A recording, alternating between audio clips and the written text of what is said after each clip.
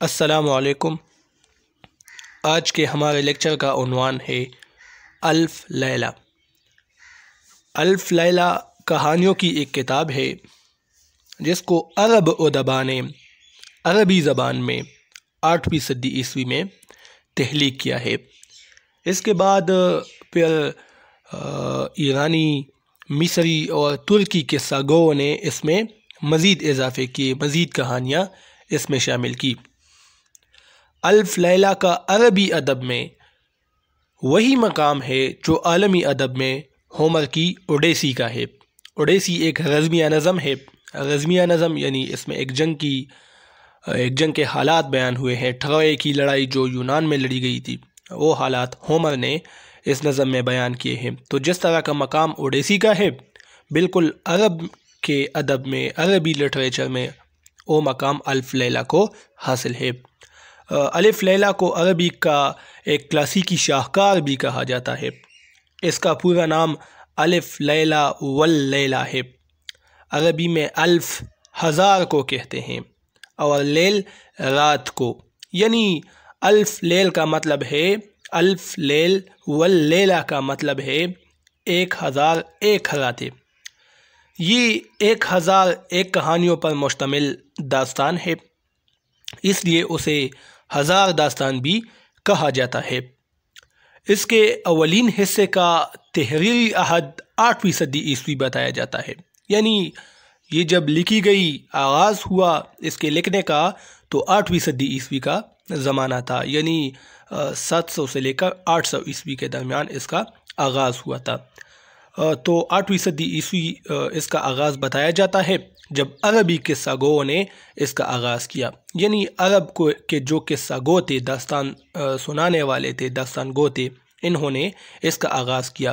फिर रिवायतन तुर्क, मिस्री और ईरानी किस्सा गोओं ने इसमें इजाफे किए, जिस तरह के हमने आगाज़ में कहा कि बाद में इन्होंने भी इसमें किस्से शामिल किए अरबों के अलावा।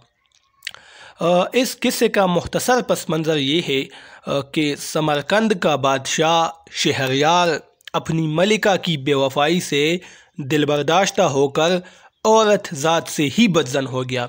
औरतों से नफ़रत पैदा हो गई। इसने दस्तूर बना लिया, एक रिवायत शुरू की कि हर रात एक बाक़िरा, एक दुशीज़ा लड़की से शादी करता और अगले रोज़ उसका सर कलम करवा देता। तो सूरत हाल ये हो गई कि लोग अपनी बच्चियों को लेकर रियासत से भागने लगे और बादशाह के लिए लड़कियां कम पड़ने लगी, क्योंकि बादशाह शादी करता और अगली सुबह उसको कत्ल कर देता। तो औरतों की कमी पैदा हो गई। बादशाह के लिए लड़कियों का इंतज़ाम वज़ीर के ज़िम्मे था, यानी वज़ीर की ज़िम्मेदारी थी कि वो बादशाह के लिए लड़कों को ढूंढ ले, लड़कियों को। तो वज़ीर की 2 बेटियाँ शहरज़ाद और दुनियाज़ाद थी। इसकी परेशानी को बांधते हुए शहरज़ाद बादशाह से शादी पे राज़ी हो गई, यानी वज़ीर की ज़िम्मेदारी थी कि वो बादशाह के लिए लड़कियों का इंतज़ाम करे। अब लड़कियां हैं नहीं, वो सब भाग गए हैं डर के मारे। तो अब वज़ीर परेशान था कि अब मैं बादशाह के लिए लड़कियां कहाँ से लाऊंगा। तो इसकी 2 बेटियां थी, शहरज़ाद और दुनियाज़ाद। तो इसकी परेशानी को देखते हुए, अपने वालिद की परेशानी को देखते हुए, शहरज़ाद ने बादशाह से शादी कर ली। शादी की पहली रात उसने बादशाह को कायल कर लिया कि वो उसे मरने से पहले एक कहानी सुनाना चाहेगी। उसने कहानी कहना शुरू की। सुबह हुई तो कहानी एक दिलचस्प और पुरतजस्सुस मोड़ पे ख़त्म हो गई। बादशाह ने कहा, आगे का पूछा कि इस कहानी में आगे क्या होने वाला है। तो शहरज़ाद ने कहा कि अगला हिस्सा मैं अगली रात को बताऊंगा। बादशाह ने कहानी सुनने के लिए उसे कत्ल करने का इरादा मुअख्खर कर दिया, अपना इरादा तर्क किया, क्योंकि वो बहुत पुरतजस्सुस हो चुके थे बादशाह कि अब इस कहानी में आगे क्या होने वाला है। और शहज़ादी ने कहा, वज़ीरज़ादी ने कहा, वज़ीर की बेटी शहरज़ाद ने, कि मैं अगली रात ही बताऊंगा।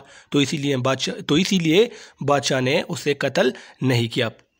यूं इसी तरह शहरज़ाद हर रात कहानी को एक दिलचस्प मोड़ पर ख़त्म कर देती, यहाँ तक कि 1001 रातें गुजर गई। इस दौरान इसके यहाँ 3 बच्चे भी हो गए। आखिर में बादशाह को अपनी नाइंसाफ़ी का एहसास होता है और वो उसे कत्ल करने का इरादा मुअख्खर कर देता है, तुर्क कर देता है, और सब हंसी खुशी अपने बच्चों के साथ रहने लगते हैं। ये वो पस मंज़र है जिससे इन किस्सों का खमीर उठा है। इस किस्सों की बुनियाद इसी ही पस मंज़र पर है।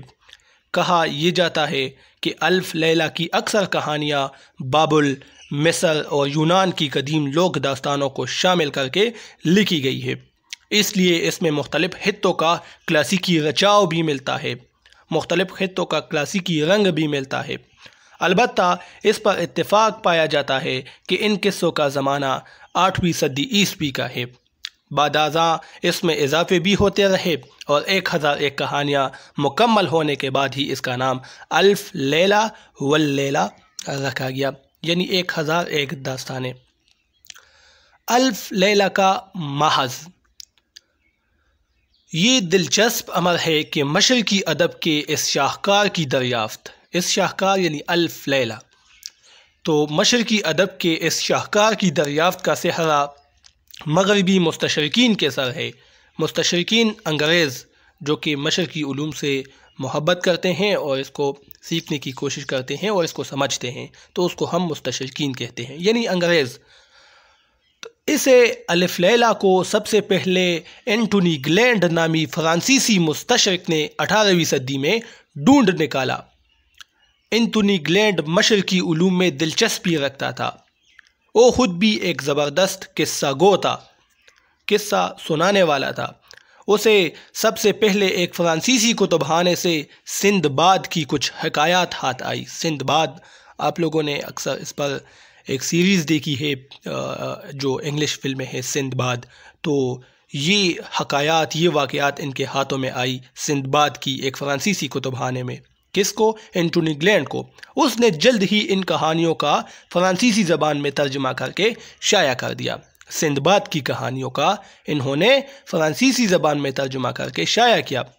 बाद अज़ा यानी इसके बाद उसे इल्म हुआ कि सिंदबाद की ये कहानियाँ दरअसल अल्फ लैला नामी अरबी हकायात वाक़यात से माहौज़ है, जिसके बाद उसने इस शाहकार की तलाश शुरू की, अल्फ लैला की तलाश शुरू की। और फिर हमने कहा कि 18वीं सदी ईस्वी में वो फ्रांसीसी उसको ये शाहकार मिल गई। अरबी अदब के पारिख, तज्ज़िया निगार और नाक़िद मोहम्मद काज़िम कहते हैं कि ग्लैंड को, एंटोनी ग्लैंड को हलब में एक ऐसा शख्स मिल गया। हलब तकरीबन इराक़ में है, तो उसको हलब में एक ऐसा शख्स मिल गया जिसके पास अल्फ लैला की 4 जिल्दें मौजूद थी। ग्लैंड ने उनसे ये 4 जिल्दें ले ली और 1704 ईस्वी में इनका फ्रांसीसी ज़बान में तर्जुमा करना शुरू किया और 13 साल के अरसे में उसे 12 जिल्दों में तकमील को पहुंचाया। यानी 1704 से लेकर 1717 ईस्वी तक इन्होंने 12 जिल्दों में तकमील को पहुंचाया, यानी 13 साल का अरसा बीच में गुजर गया था। गो कि ये मुकम्मल तर्जुमा ना था, मगर इसके तवस्सुत से पहली बार इस अरब शाहकार के लिए आलमी दुनिया के कारी का दरवाज़ा खुला। यानी पहली बार जब इसका तर्जुमा हुआ फ़्रांसीसी ज़बान में, ग्लैंड ने इसका तर्जुमा किया, तो इस शाहकार के लिए आलमी दुनिया के कारी का दरवाज़ा खुला। यानी सब इसको पढ़ने लगे। पहले तो ये नापेद थी और यही इसकी असल अहमियत है, वगरना अरबी अदब के माहिरीन इस तर्जुमे को नहायत कमज़ोर और गुमराहकुन भी करार देते हैं कि ये तर्जुमा ठीक नहीं है। उनका कहना है कि एंटोनी ग्लैंड ने इसमें अपनी किस्सागोई की सलाहियत का भी भरपूर इस्तेमाल किया है, क्योंकि एंटोनी ग्लैंड भी ख़ुद एक किस्सा गो थे, तो इन्होंने इन किस्सों में अपना तहय्युल भी शामिल किया है। कहीं किस्सों में अपना रंग जमाया तो कई किस्सों में अपनी तरफ से गढ़े वाक़यात भी शामिल कर दिए। किसने? एंटोनी ग्लैंड ने। मगर इस तर्जुमे ने फ्रांसीसियों के दिल मोह लिए। जिस ज़माने में ये तराजुम शाया हो रहे थे, कहा जाता है कि उस ज़माने में फ्रांस के महल सराओं से लेकर गलियों बाज़ारों तक इन्हीं किस्सों की धूम थी। लोग नहायत शिद्दत से इसकी अगली किस्त का इंतज़ार करते थे। यानी एंटोनी ग्लैंड तर्जमा करते और इसको शाया करते तो लोग बहुत इससे महजूज होते और अगली किस्त का इंतज़ार करते, अगले तर्जुमे का इंतज़ार करते। यही तर्जुमा आगे चला और इब्तदाई तौर पर तमाम तराजिम इसी से माहिज किए गए। यानी पहले इसका फ्रांसीसी ज़बान में तर्जुमा हुआ अल्फ लैला की कहानियों का, फिर फ्रांसीसी ज़बान से दुनिया की बहुत सी ज़बानों में इसके तराजुम हो गए। अंग्रेज़ी, अतालवी, जर्मनी, यूनानी और रूसी ज़बानों के अलावा स्पेन, पुर्तगाल, रोमानिया, हॉलैंड, डेनमार्क, स्वीडन और हंगरी की ज़बानों में भी इसके तर्जमे हुए। इसकी शोहरत का अंदाज़ा इस बात से भी लगाया जा सकता है कि फ्रांसीसी में भी इसका तर्जुमा अभी मुकम्मल ही नहीं हुआ था कि 1713 ईस्वी में अंग्रेज़ी में भी साथ साथ ही इसके तर्जुमे का आगाज़ हो चुका था। यानी अब पूरी जितनी भी कहानियाँ हैं अल्फ लैला में, फ़्रांसीसी ज़बान में अभी इसका तर्जुमा भी नहीं हुआ था कि अंग्रेज़ी में भी इसके तर्जुमे शुरू हो गए। लेकिन अंग्रेज़ी में तर्जुमे फ़्रांसीसी ज़बान से होते थे। यानी पहले अरबी के ओ किस्से अल्फ लैला की कहानियाँ फ़्रांसीसी ज़बान में मुंतकिल होते थे, फिर फ़्रांसीसी से मुख्तलिफ़ ज़बानों में और अंग्रेज़ी में भी मुंतकिल होते थे। हमारी उर्दू ज़बान में ये अंग्रेज़ी ज़बान से ये तराजिम हुए हैं। तो आगे अंग्रेज़ी तर्जमा है कि किस तरह हुआ, या इसके बाद है उर्दू तर्जमा। तो ये तमाम आप खुद से पढ़े। मैंने बहुत आसान अल्फाज से इसमें कुछ कटिंग भी की है, आप इसको देख सकते हैं। कुछ भी इसमें नहीं है मुश्किल। अगर फिर भी आपको कुछ मुश्किल हो पढ़ने के दौरान तो आप कमेंट सेक्शन में पूछ सकते हैं। इसके जितने किरदार हैं अफसानवी किरदार, यानी हारून और रशीद, अलाउद्दीन, अली बाबा, सिंदबाद, जहाज़ी, हातम ताई, ये सब इनकी किरदार हैं। तो आप इसको देख सकते हैं। अलिफ लैला पर जितनी फ़िल्में बनाई गई हैं और उन सब का जिक्र इन नोट्स में मौजूद है, आप इसको देख सकते हैं। तो ये आज की वीडियो थी। उम्मीद है आप लोगों को ये वीडियो पसंद आ चुकी होगी। इंशाल्लाह फिर नेक्स्ट लेक्चर में एक और मौजू पर गुफ्तगू शुरू होगी। और अब मुझे इजाज़त दीजिए। अल्लाह हाफिज़।